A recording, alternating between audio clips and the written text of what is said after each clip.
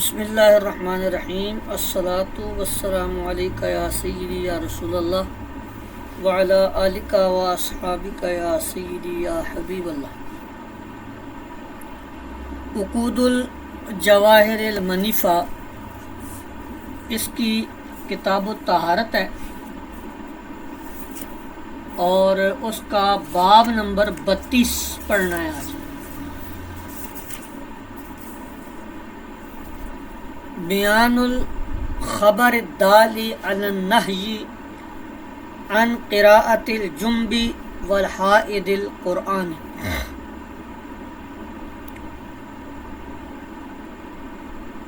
یہ باب ہے جنبی کو قراءت سے منع کرنے پر جو خبر دلالت کرتی ہے اور حائضہ کے قرآن پڑھنے پر جو خبر ممانعت پر دلالت کرتی ہے۔ یہاں پر اس باب کے اندر مصنف علیہ رحمہ نے چند روایات ذکر کی ہیں جن سے یہ استدلال کیا ہے کہ جنبی اور حائضہ قرآن کریم کی تلاوت نہ کریں۔ تو دیکھیے روایت ابو حنیفہ عن عامر بن الصمت عن ابی العریفی عن الحسن بن علی عن علی رضی اللہ تعالی عنہ ان النبی صلی اللہ علیہ وسلم، حضرت علی رضی اللہ تعالیٰ عنہ حضور علیہ الصلوۃ والسلام سے روایت کرتے ہیں، قال کہ بے شک نبی کریم علیہ الصلوۃ والسلام نے فرمایا، لا یقرأ الجنوب من القرآن حرفا واحدا، کہ نہ قرات کرے جنبی شخص قرآن میں سے کوئی بھی حرف، یعنی ایک حرف بھی جو ہے وہ قرات نہ کرے۔ اسی طرح اس کو روایت کیا ہے طلحہ نے مسند ابی حنیفہ کے اندر اور سنن اربعہ کے جو مصنفین ہیں، یعنی امام ترمذی، امام نسائی، امام ابو داود اور امام ابن ماجہ، انہوں نے اور ابن حبان اور حاکم نے بھی نقل کیا ہے حضرت علی سے ہی ان الفاظ کے ساتھ کہ کان رسول اللہ صلی اللہ علیہ وسلم لا يحجبه عن القرآن شيء ليس الجنابہ، کہ قرآن میں سے کوئی بھی چیز جو ہے وہ تلاوت نہ کرے، نہ مطالعہ کرے، مگر یہ کہ وہ جنابت میں نہ ہو، یعنی اگر جنبی ہو تو پھر قرات نہ کرے۔ اور امام طحاوی رحمۃ اللہ علیہ اور امام احمد بن حنبل نے حدیث نقل کی ہے حضرت علی سے کہ بے شک وضو کرے پھر قرات کر قرآن میں سے کسی بھی چیز کی، یا بے شک انہوں نے وضو کیا پھر قرآن کی قرات کی کسی مقام سے، اور کہا کہ جو جنبی نہیں ہے یہ اس کے لیے ہے۔ بہرحال جو جنبی ہے تو اس کے لیے قرآن پاک پڑھنا درست نہیں ہے، نہ ہی کوئی آیت۔ اور حضرت ابن عمر رضی اللہ تعالیٰ عنہ کی روایت ہے جس کو امام ترمذی، امام ابن ماجہ اور امام بہقی نے نقل کیا ہے مرفوعاً کہ جنبی قرات نہ کرے اور نہ ہی حائضہ قرآن میں سے کسی بھی چیز کی۔ تو اب اس سے یہ معلوم ہوا کہ جنبی اور حائضہ قرآن پاک نہیں پڑھیں گے۔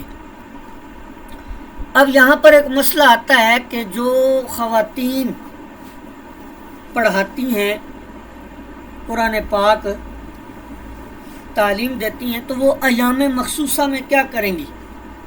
تو اس کے لیے بعض علماء نے رخصت نقل کی ہے کہ وہ توڑ کر پڑھائیں گی، جوڑ مکمل لفظ نہیں پڑھائیں گی، توڑ توڑ کر پڑھائیں گی۔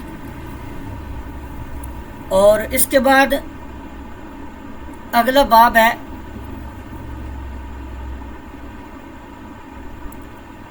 بیان الخبر الدالی علی ان الحیض نجاست معنویت، کہ حیض اور جنابت۔ اچھا، یہاں پر دو چیزیں دیکھ لیں، دونوں ابواب اکٹھے دیکھ لیں آپ۔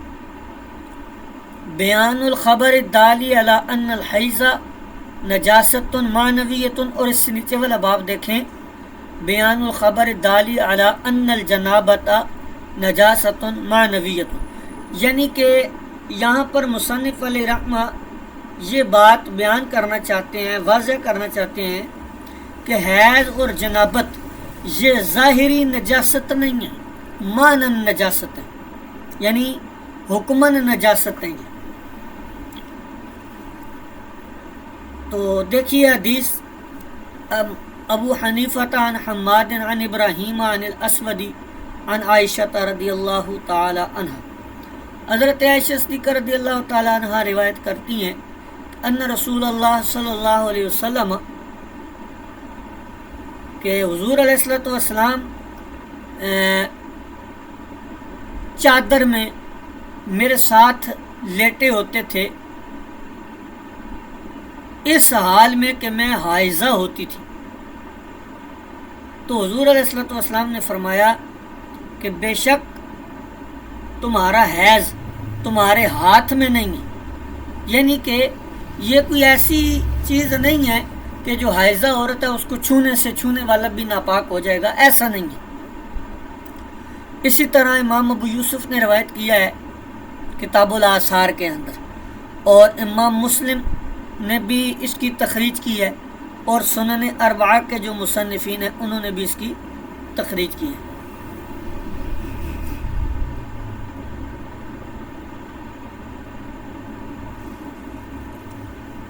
اسی طرح اگلا باب کے جنابت جو ہے یہ نجاست معنوی ہے، اس کو دیکھیں۔ امام ابو حنیفہ حضرت حماد سے، وہ ابراہیم سے، وہ حضرت حذیفہ سے۔ حضرت حذیفہ کہتے ہیں کہ بے شک اللہ کے رسول صلی اللہ علیہ وسلم نے مد یدہ الیہ، ان کی طرف اپنا ہاتھ بڑھایا، مصافحہ کرنے کے لیے بڑھایا یا ویسے ہی بڑھایا، فدفعہا عنہ، انہوں نے اپنا ہاتھ حضور علیہ الصلوۃ والسلام سے کھینچ لیا، پیچھے کر لیا۔ تو فقال رسول اللہ کے رسول صلی اللہ علیہ وسلم نے فرمایا ما بکا، تجھے کیا ہوا ہے یا کیا ہو گیا؟ قال، فرماتے ہیں میں نے کہا انی جنب، کہ میں جنبی ہوں اے اللہ کے رسول۔ تو اللہ کے رسول صلی اللہ تعالی علیہ وسلم نے حضرت حذیفہ سے فرمایا ارنا یدک فإن المسلم لیس ینجس، کہ ارے اپنا ہاتھ ادھر دو، بے شک مسلمان جو ہے وہ نجس نہیں ہوتا۔ تو اس سے بھی یہ معلوم ہوا کہ مومن جو ہے یہ حالت جنابت میں ایسا نہیں ہے کہ اگر کوئی شخص جنبی ہے تو وہ کسی سے مصافحہ کرے گا یا معانقہ کرے گا تو وہ دوسرا بھی ناپاک ہو جائے گا، ایسا نہیں ہے۔ امام ابو داود اور امام نسائی رحمۃ اللہ علیہ نے بھی اس کی تخریج کی ہے، اور امام مسلم کے الفاظ اس طرح ہیں کہ حضور علیہ الصلوۃ والسلام ان سے ملے اور وہ حضور علیہ الصلوۃ والسلام سے نکل کر چلے گئے بچ کر، پھر انہوں نے غسل کیا، پھر آئے حضور علیہ الصلوۃ والسلام کے پاس اور کہا کہ میں حالت جنابت میں تھا۔ تو حضور علیہ الصلوۃ والسلام نے فرمایا ان المؤمن لا ینجس، کہ مومن جو ہے وہ نجس نہیں ہوتا۔ اسی طرح ایک اور روایت امام ابو حنیفہ رحمۃ اللہ علیہ لے کر آئے ہیں حضرت حماد سے، وہ حضرت ابراہیم سے، کہ بے شک اللہ کے رسول صلی اللہ تعالی علیہ وسلم جو ہے وہ سر مبارک نکالا کرتے تھے۔ یہ اخرج یخرج سے نکالنا نہیں ہے، ٹھیک ہے جی۔ حضور علیہ الصلوۃ والسلام اپنا سر مبارک باہر نکالا کرتے تھے، کہاں سے؟ مسجد سے۔ کب؟ وہو معتکف، اس حال میں کہ حضور معتکف ہوتے تھے، اعتکاف کیے ہوتا تھا۔ فتغسلہ عائشہ، تو حضرت عائشہ حضور کے سر کو دھویا کرتی تھی اس حال میں کہ وہ حائضہ ہوا کرتی تھی، یعنی کہ حائضہ عورت جو ہے وہ ناپاک نہیں ہوتی تھی۔ اس سے بھی یہ معلوم ہوا کہ جسم جو ہے وہ ظاہری جسم وہ ناپاک نہیں ہوتا، یہ جنابت اور حیض جو ہے یہ نجاست حکمی معنوی ہیں۔ اسی طرح روایت کیا امام محمد نے آثار میں اور ابن خسرو اور طلحہ نے مسند ابی حنیفہ کے اندر، اور صحیح میں روایت کیا گیا ہے ہشام بن عروہ عن نبی عن عائشہ کے طریق سے کہ میں حضور علیہ الصلوۃ والسلام کے سر کو دھویا کرتی تھی یا صاف کیا کرتی تھی اس حال میں کہ میں حائضہ ہوتی تھی۔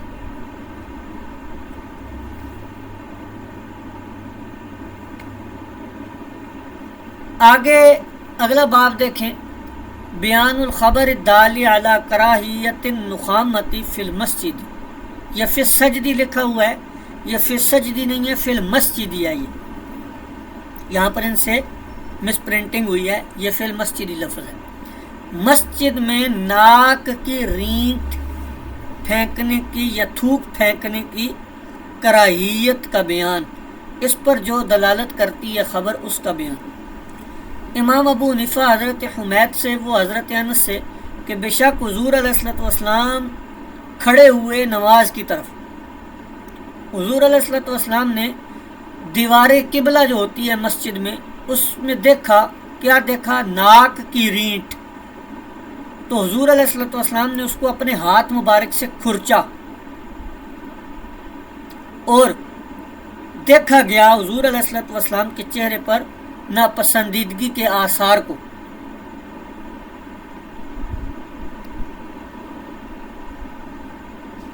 پھر حضور علیہ الصلوۃ والسلام نے فرمایا کہ نماز میں بندہ، جب تم میں سے کوئی شخص نماز کے لیے کھڑا ہو تو بے شک وہ اپنے رب سے مناجات کرتا ہے یا اس کے اور اس کے قبلہ کے درمیان رب ہوتا ہے، تو وہ اپنا تھوک نہ پھینکے قبلہ کی جانب۔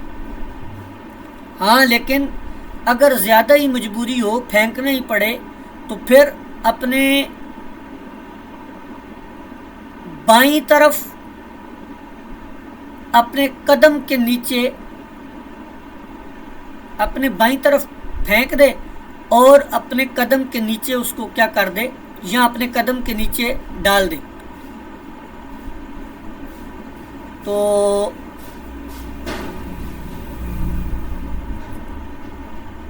یہ روایت بھی واضح ہے بالکل،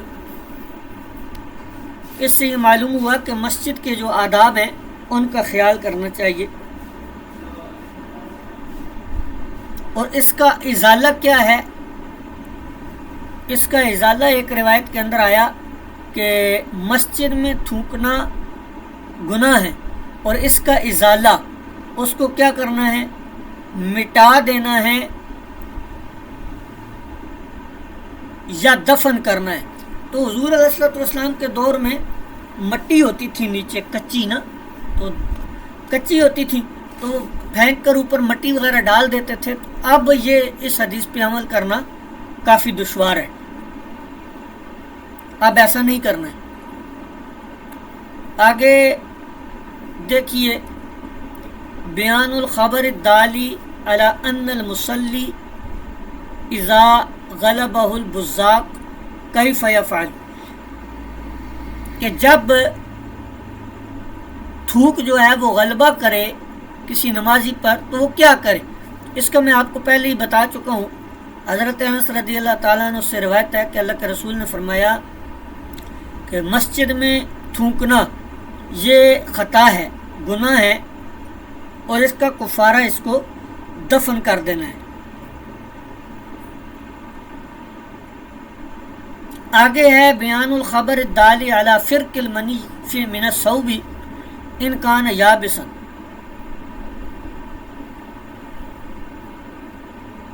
وغسلہ ان کان طریا۔ کہ اگر مادہ حیات کپڑے پر لگا ہو تو دو صورتیں ہوں گی، یا تو وہ خشک ہوگا یا تر ہوگا۔ اگر خشک ہوگا تو اسے رگڑ کر صاف کر دینا کافی ہے، اور اگر تر ہوگا تو دھونا بہتر ہے، اور پورا کپڑا بھی دھونا ضروری نہیں ہے، صرف وہ جگہ جہاں پر وہ مادہ حیات لگ گیا اس کو دھو دینا کافی ہے۔ ابو حنیفہ عن حماد عن ابراہیم عن حمام عن عائشہ رضی اللہ تعالی عنہ، سیدہ عائشہ صدیقہ فرماتی ہیں کہ میں حضور علیہ الصلوۃ والسلام کے کپڑے سے مادہ حیات جو ہے اس کو کھرچ دیا کرتی تھی۔ اس کو امام مسلم رحمۃ اللہ علیہ نے روایت کیا ہے اسی طرح انہی الفاظ کے ساتھ، اور امام بخاری رحمۃ اللہ علیہ نے جو نقل کیا ہے اس کے الفاظ ہیں کہ میں حضور علیہ الصلوۃ والسلام کے کپڑے سے اس کو دھو دیا کرتی تھی۔ تو اب دونوں میں کیا فرق ہو گیا؟ پھر اس کی تفصیل آگے دی کہ میں کھرچ دیا کرتی تھی حضور علیہ الصلوۃ والسلام کے مادہ حیات کو کپڑے سے، کب اذا کان یابسا، جب وہ کیا ہوتی تھی؟ خشک ہوتی تھی، اور دھو دیا کرتی تھی جب وہ تار ہوتی تھی۔ تو معلوم ہوا کہ دونوں الفاظ جو حدیث کے ہیں یہ ان میں کوئی بھی تعارض نہیں ہے، بلکہ تطبیق ممکن ہے، جو کہ امام بزار اور دارقطنی کی حدیث میں آ چکی ہے۔ اب یہاں پر اختلاف ہے ائمہ کا کہ مادہ حیات یہ پاک ہے یا ناپاک ہے۔ تو اس پر امام شافعی رحمۃ اللہ علیہ کے نزدیک یہ پاک ہے، اور احناف کے نزدیک یہ کیا ہے؟ یہ ناپاک ہے۔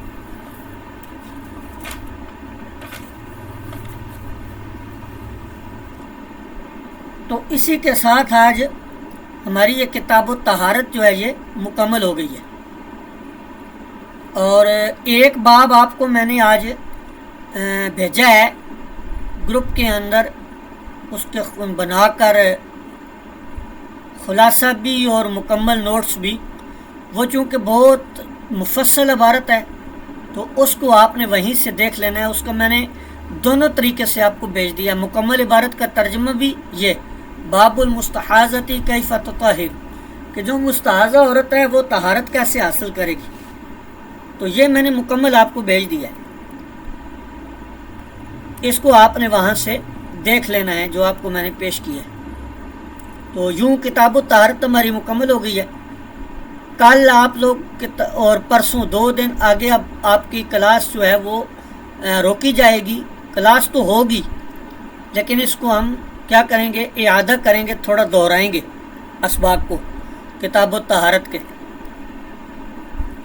تو سوموار والے دن ہلکا پھلکا آپ کا ٹیسٹ لیا جائے گا کتاب الطہارت کا، اس کے بعد کتاب الصلاۃ کی طرف چلیں گے۔